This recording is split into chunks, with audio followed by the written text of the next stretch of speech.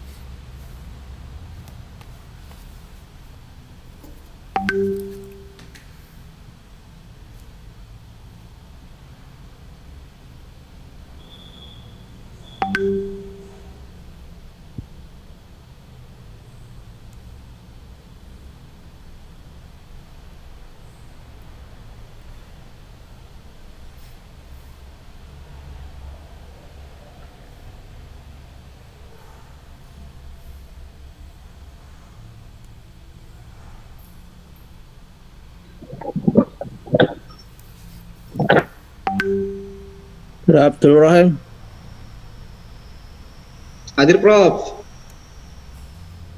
Kasnia Stuti.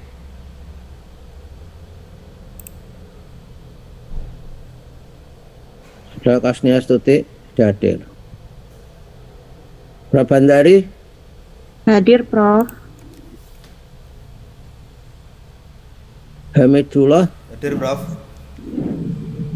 Nesi Anti. Hadir, Prof.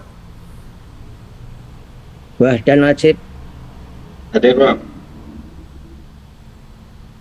Muhammad Abdul.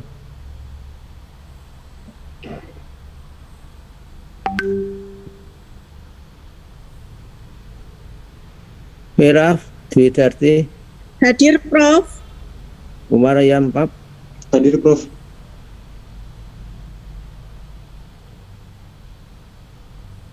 Wiryo Dwi Saputra. Hadir, Prof. Hadir. Oke. Roy Saifuddin. Hadir, Prof. Hadir. Hesti Aristina. Hadir, Prof. Hadir. Indriana Eko. Hadir, Prof. Herwulan Irina. Hadir, Prof. Anik Dwiningsih.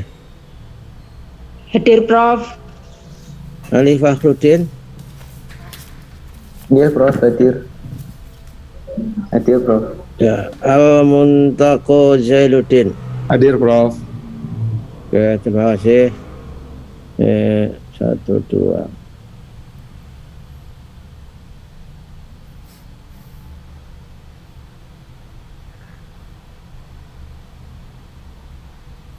Ya, kita sudah seperempat jalan menuju finish.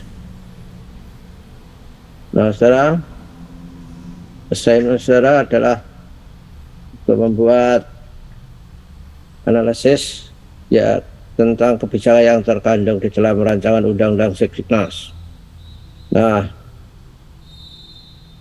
kabar baik terakhir seperti saudara ketahui, saya yakin bahwa rancangan Undang-Undang Seksiknas itu sekarang di stop oleh Halek untuk tidak dibahas dalam Prolegnas tahun ini, tidak menjadi prioritas, dikembalikan kepada kementerian.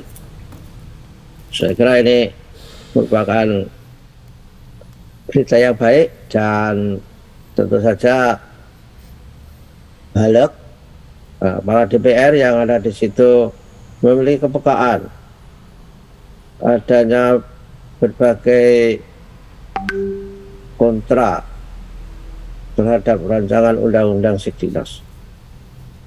Bukan yang kontra itu anti perubahan, tapi yang dipersoalkan adalah bagaimana cara melakukan perubahan. Nah inilah kebijakan itu seperti itu.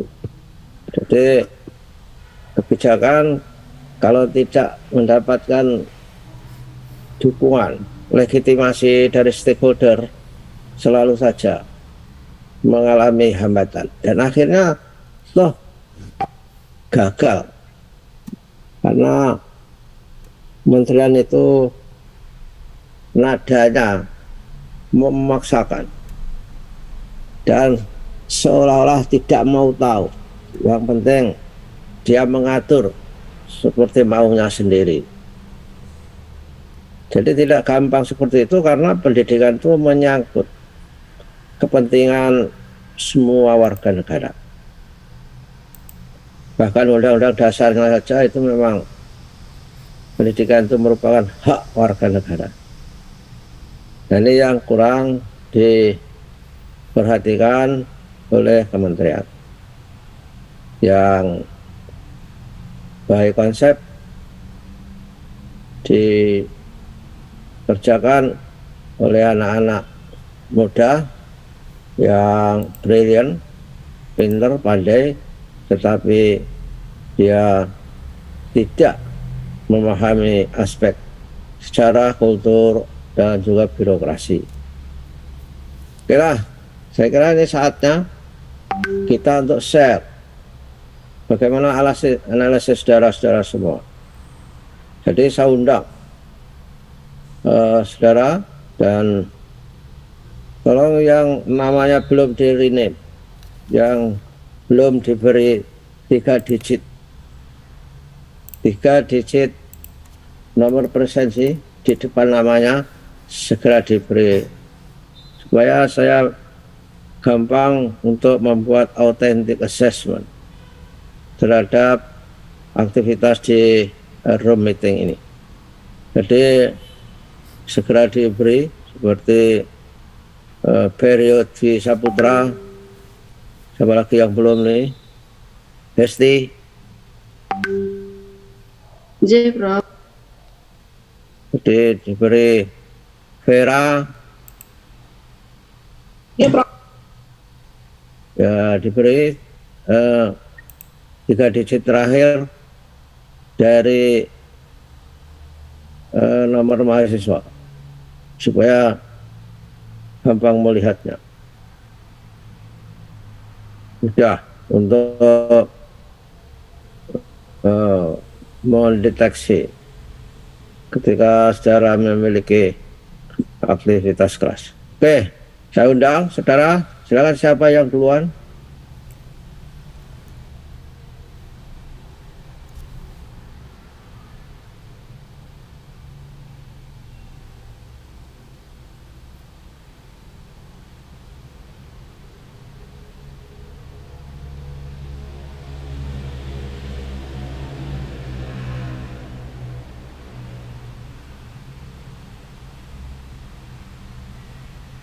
Nggak ada.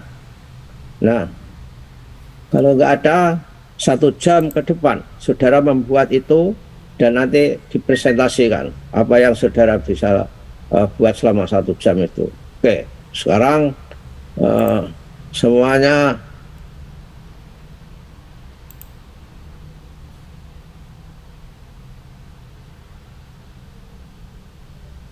ya oke, sekarang semuanya membuat. Jadi kenapa saudara tidak membuat? Dari 1 kelas semua berkolaborasi untuk tidak membuat semua. Kelihatannya ada rapat kelas ini. Jadi di S3 itu nggak begitu modelnya. Seperti di S1 saja. Ya udah. Yes, sekarang datang kembali saudara-saudara. Ya, Prof. Sudah ada analisisnya Silakan di-share yang mau duluan. Oke, Prof. Ya, Prof. Ampun, Prof. Ya, oke. Izin share screen, Prof. Saudara, siapa yang duluan? Silakan. Mbak Bulan, Prof. Prof. 013. Oke, silakan. Bulan.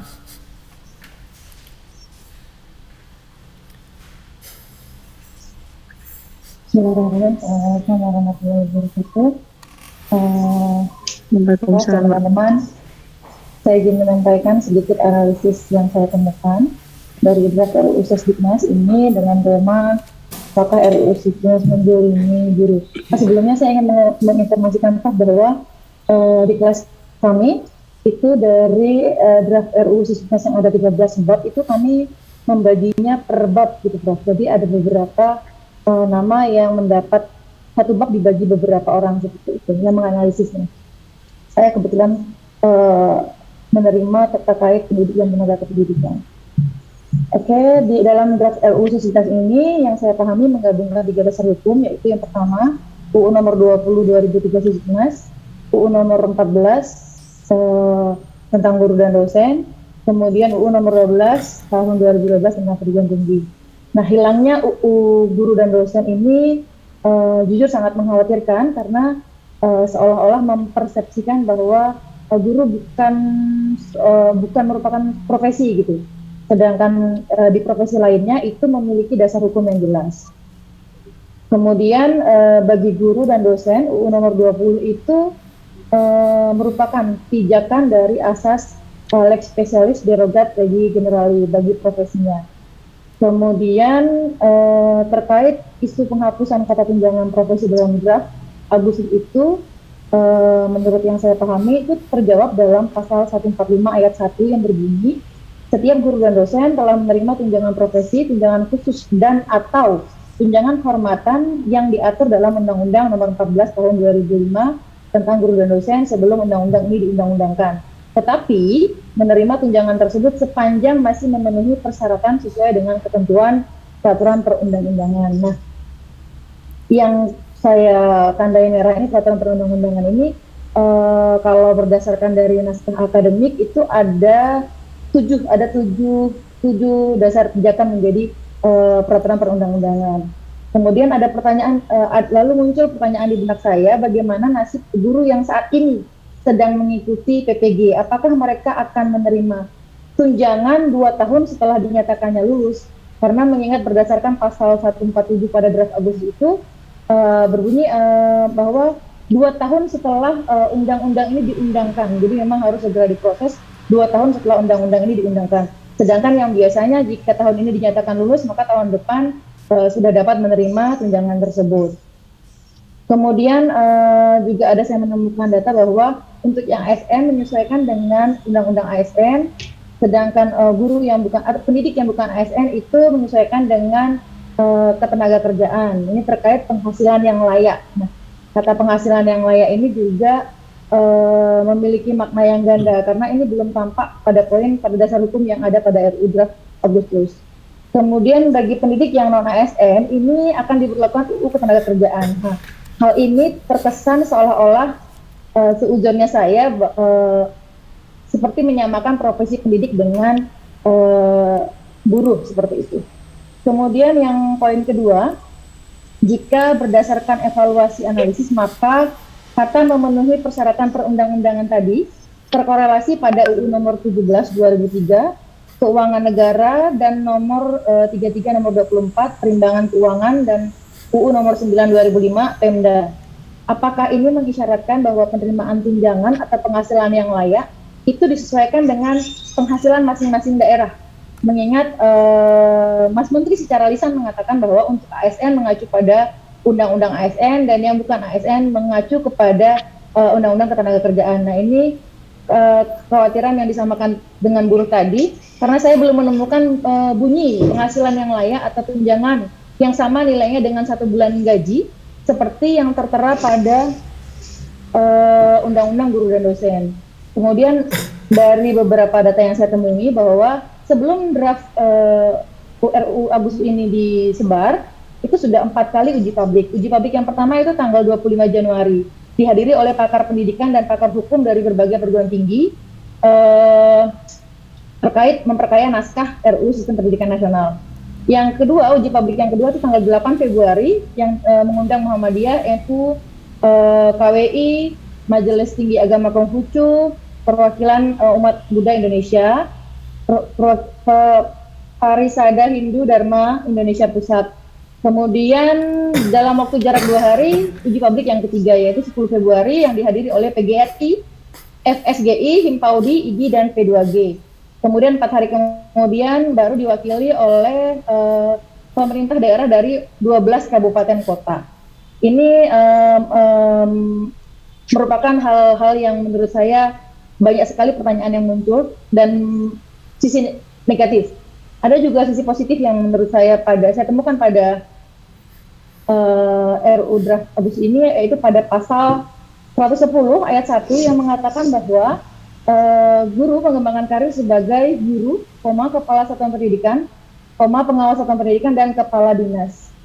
Dan ayat 2 mengatakan bahwa kualifikasi dan kompetensi untuk menjadi guru, kepala satuan, pengawas, dan kepala dinas sebagaimana dimaksud ditetapkan oleh pemerintah pusat. Nah, jika salah satu dasar evaluasinya itu adalah nomor 9 Pemda, maka ini merupakan angin segar. Selama ini sebagian besar beberapa daerah itu seorang kepala dinas ditunjuk atau menjabat itu dengan latar belakang pendidikan yang tidak linear dengan kependidikan, sehingga menurut saya kebijakan yang dibuat pun sedikit kurang tepat. Makanya saya sudah mengatakan bahwa akankah Kadis Pendidikan itu merupakan jabatan politik.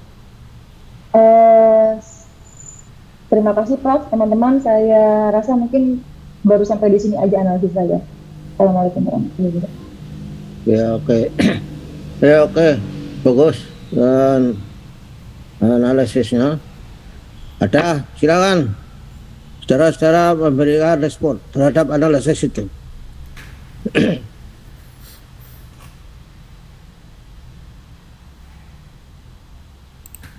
Saya Prof, mungkin Prof. Ya, oke. Izin merespon ya, yang mungkin yang terakhir tadi terkait dengan jabatan kepala dinas ya. Saya kira kalau merujuk undang-undang yang, saya lupa undang-undangnya, yang Pemda SMA, SMK ditarik ke Pemprov itu juga bermasalah ya. Artinya memang selama ini ansih di lapangan bahwa kepala dinas itu tidak harus dari unsur guru. Nah, kalau undang-undang ini memang arahnya menggantikan mengakuisisi ya kewenangan daerah otonomi itu kepada pusat, maka harusnya juga berjenjang. Seperti contoh di Kota Semarang itu banyak kepala Korsatpen ya, gantinya UPTD itu ex sekretaris kecamatan, ex sekretaris kelurahan. Nah, ini kan juga bermasalah ya. Artinya memang saya setuju dengan wacana ini, karena kalau memang jabatan kepala dinas pendidikan itu dihuni atau dijabat oleh orang yang katakanlah bukan magister pendidikan ya secara umum ya, saya kira kebijakannya secara policy konsep juga tidak tepat ya. Jangankan kok mengambil kebijakan yang sederhana, memindahkan guru sesuai dengan jenjang pendidikan, misalnya guru SD harus PGSD, itu pun juga bermasalah. Makanya kalau ini memang benar-benar ditarik ke pusat, nah kewenangan daerah seperti apa ya, mungkin itu perlu dikaji ulang, karena secara naskah akademik saya belum menemukan aspek secara politis kepala dinas di pendidikan provinsi atau kabupaten kota harus dijabat karirnya ya, jenjang karirnya itu dari guru gitu loh. Saya kira itu Prof. Jadi secara substansi saya setuju, cuman kewenangannya apakah ditarik ke pusat atau kembali ke SK Bupati Wali Kota atau Gubernur untuk jenjang SMA, SMK itu. Matur nuwun. Ya, itulah persoalannya. Katanya RUU Sikdiknas itu semangatnya itu omnibus. Jadi akan meroll out undang-undang yang setara dijadikan satu supaya implementasinya lebih sederhana, fleksibel. Tetapi kan nyatanya soal-soal seperti itu nggak terwadai seperti yang saudara resahkan tadi. Kewenangannya di mana? Padahal kalau itu dilakukan seperti omnibus, maka harus juga membahas undang-undang undang-undang pemerintah daerah. Guru itu kewenangannya di daerah, maaf. Jadi milik daerah guru itu, pegawai kabupaten, kota, atau provinsi, tergantung dari level sekolahnya. Ini kan tidak terwadai. Nah, kalau mengatur itu nanti begitu disahkan begitu saja akan chaos, tabrak-tabrakan. Jadi saling mengklaim kewenangannya. Rata-rata kalau mengklaim kewenangan itu sregep. Tapi kalau melakukan kewajibannya itu nanti dulu, baik pemerintah pusat maupun pemerintah daerah. Dan di semangatnya itu kan negara itu semakin jauh dari tanggung jawab pendidikan.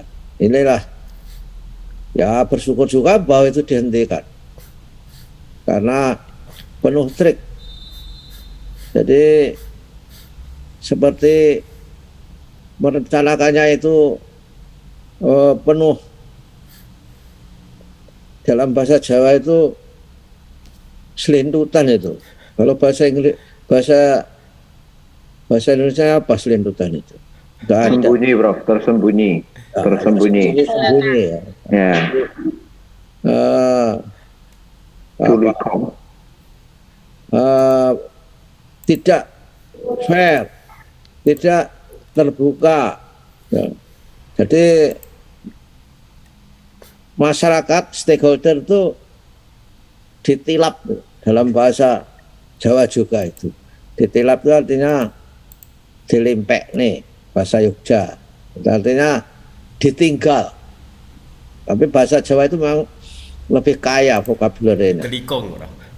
Ya, ditinggal itu sebetulnya belum mencerminkan ditilap. Ditilap itu ya Ditikung, Prof. Ditikung. itu Sabotase. itu lebih kejam itu. Nggak tepat juga. Jadi tidak diajak lah pokoknya. Tidak diajak. Kalau ditilap ya ditilap tidak diajak, tetapi masih juga dihibur-hibur itu. Misalkan ibunya mau pergi disuruh kakaknya ke belakang digendong-gendong, dinyanyi-nyanyikan, tapi sebetulnya itu adalah dalam kondisi dia dipangkas haknya untuk tidak ikut. Nah, itu kira-kira luar biasa. Dan proses pembuatan undang-undang itu kan diatur juga itu. Diatur dalam Undang-Undang Nomor 11 tahun 2012, di mana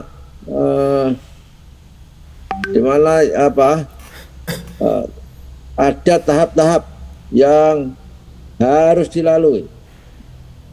Antara lain ada misalkan saja tahap perencanaan, ya, ada tahap perencanaan dan juga ada tahap perumusan misalnya. Dan juga ada tahap pembahasan, juga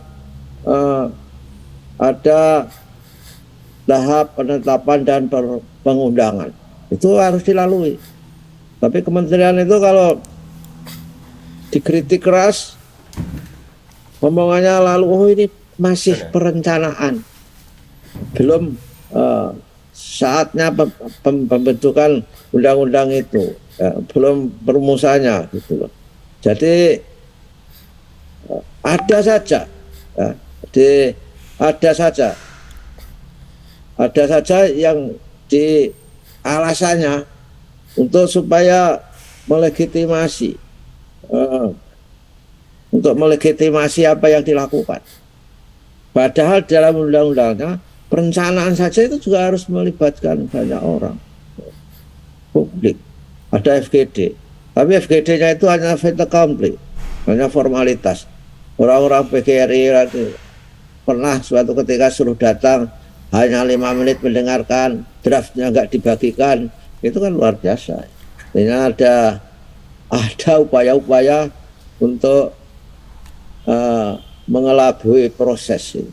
di mana prosesnya harusnya perencanaan, penyusunan, kemudian pembahasan, pengundangan, dan penyebarluasan, penetapan, dan itu ya. Nah, untung, tapi ini kita lihat. Nah, oleh karena itu besok Sabtu kalian semua wajib mengikuti Siap, Prof. webinar yang ID meetingnya sudah saya bagi dulu ya kalau tadi. Saudara masih ingat nggak? Iya, Prof. Masih ada di grup, masih ada nggak itu? Sudah Ada nggak? flyernya, Prof. Di Ada kelas ya? belum, Prof, tapi Flyer. ada flyernya, Prof. Flyernya sudah. Flyernya itu ada ID meeting, yang daftar sudah banyak itu. Kalau saudara perlu sertifikat juga bisa, tapi kalau perlu sertifikat harus daftar memang. Kalau tidak perlu, tidak harus daftar. Nah, oleh karenanya Sabtu itu nanti akan menjadi gantinya kuliah hari ini. Nah, jadi kuliah hari Minggu depan itu diganti Sabtu. Oleh karenanya minggu depan Kamis saudara bisa bergembira ria karena Dikira hari ini kok, Prof. Saya kira yang hari ini dialihkan Sabtu, Prof. Tadi itu dikira hari ini, Prof. Tapi mau bertanya takut, Prof. oh, Enggak, Prof. tidak hari ini karena kan kalian harus punya bahan. Jadi besok jangan takut, tanya aja takut. Jadi seperti di zaman Nazi saja. Sungkan, Prof. Ya. Jadi saya kira kita carikan pembicara yang representatif. Ada dari unsur Katolik, ada unsur Islam, ada unsur dari legislatif, ada dari parlemen. Mudah-mudahan semua bisa hadir beliau-beliau itu. Tapi insya Allah hadir karena sudah pada janji dengan saya. Ini saatnya yang harus kita kawal apa yang terjadi di dalam rancangan undang-undang Siknas itu. Tidak boleh dibiarkan begitu saja. Oke, ada lain yang ingin berkomentar terhadap paparan tadi yang sudah dilakukan oleh Saudara Wulan tadi?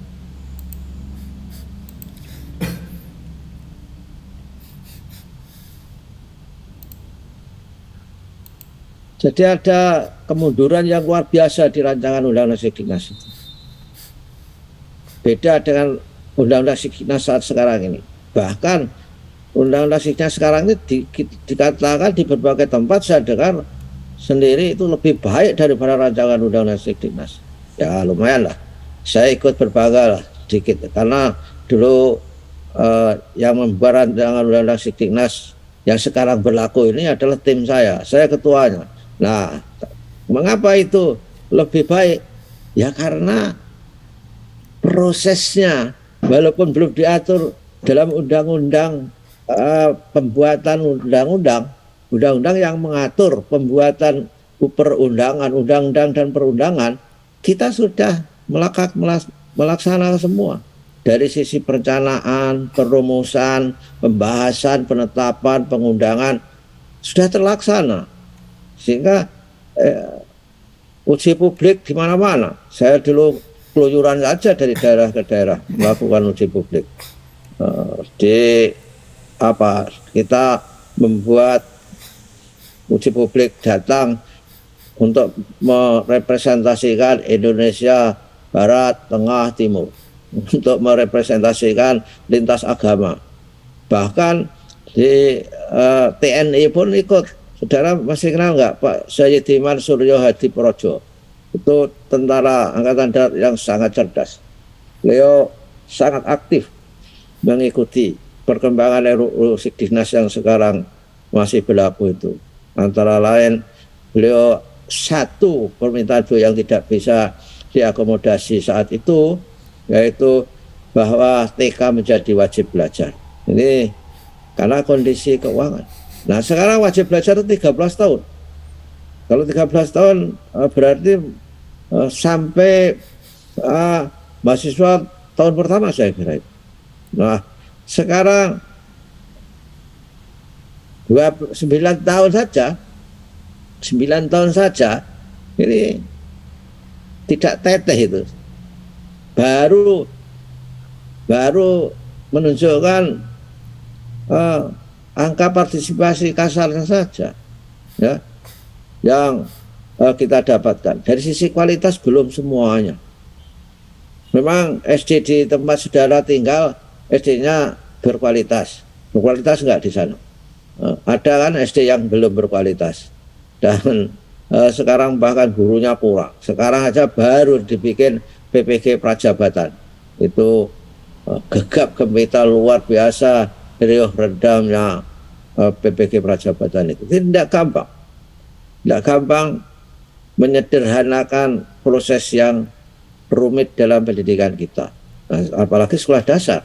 Ini secara teori kebijakannya di sekolah dasar adalah ini harus mendasari sehingga penguatan yang terjadi di sekolah dasar itu harus terjadi. Penguatan apa yang harus dilakukan di sekolah dasar itu? Yang paling utama itu adalah karakter. Jadi bukan aspek akademiknya, aspek kognitifnya, karakter yang penting. Itulah sebabnya di Jepang, di sekolah dasar dan bahkan sejak TK, begitu masuk itu nggak ada pelajaran, disuruh senang-senang mengenali kantornya kepala sekolah, kantornya tukang kebun, kantornya tukang ya tempat kerja janitor, orang yang membersihkan WC, membersihkan toilet, dan juga dilatih baris-baris, dilatih membersihkan kelasnya sendiri dengan gembira ria sambil nyanyi-nyanyi, dan keterampilan saja luar biasa, keterampilan mengasah keterampilan namanya apa di Jepang, origami kalau nggak keliru. Itu semua orang Jepang itu bisa keterampilan tangan yang membuat berbagai bentuk indah dari kertas, banyak ragam. Kalau di sini keterampilannya belum tentu bisa. Zaman saya itu keterampilan dari kertas itu isinya hanya bikin buat perahu aja, dilipat-lipat seketika, tarik set gitu jadi perahu. Kalau di Jepang gunting menggunting, jadi seninya luar biasa. Itu untuk memberikan imajinasi, kreativitas, sehingga imajinasi, kreativitas, dan dengan demikian mereka menjadi orang-orang yang kreatif. Itulah, that's the character. Karakter itu penting. Jadi dengan berimajinasinya itu dia bisa berpikir jauh ke depan, ya sesuai pikiran alam mereka. Tapi kalau nggak punya itu ya sudah wassalam. Itu terjadi di Jepang. Anak-anak di Jepang nggak ada di SD itu diantar ke sekolah, data sendiri. Pakai sepatu nggak ada yang membantu, harus bisa sendiri. Saya kira anak saudara kan masih harus dipasangkan sepatunya kalau masuk SD itu, dan bahkan harus disuapin juga. Nggak ada anak SD kelas 1 bisa makan sendiri. Kalau makan sendiri itu lama sekali, sehingga ibunya nggak sabar digobrek-gobrek supaya segera makan. Karena nggak sabar ya terpaksa disuapi. Itu yang tidak mandiri, sehingga karakternya sekolah kita di SD anak-anaknya itu sangat tergantung. Di Jepang nggak ada anak SD diantar, semuanya jalan kaki menuju ke stasiun kereta atau menuju ke tempat penantian bis sekolah mereka. Tapi memang diistimewakan. Di negara maju semua bis sekolah itu warnanya itu kuning oranye. Jadi sangat khas. Itu adalah bis sekolah, dan itu sekolah SD. Ya. Dan ketika bis itu berhenti di jalan raya menghidupkan lampu hazardnya itu blinking, kelip itu nggak boleh orang menyalip, harus dibiarkan bis itu sampai pergi baru mereka mengikuti. Jadi disalip itu, ngerti itu tidak saudara? Disalip itu didahului sehingga aman. Itu ada undang-undangnya sampai segitunya diatur. Tidak boleh bis sekolah itu, basko. Ini school bus. Ya, jadi harus jelas ketika Nino, Kepala Balibang, dan Nadiem dituduh bahwa akan menghilangkan tunjangan profesi. Mereka mengatakan guru dijamin kesejahteraannya sejak awal sampai pensiun. Lalu ditanya pasalnya mana? Nggak ada. Di undang-undang kalau nggak ada pasalnya, bahkan menurut undang-undang nomor 11 tentang pembentukan undang-undang itu, sekarang yang namanya penjelasan undang-undang itu tidak mempunyai kekuatan hukum. Kalau dulu ya penjelasan itu bagian tak terpisahkan dari undang-undang itu sendiri. Oke ya, ada yang ingin komen dari paparan tadi?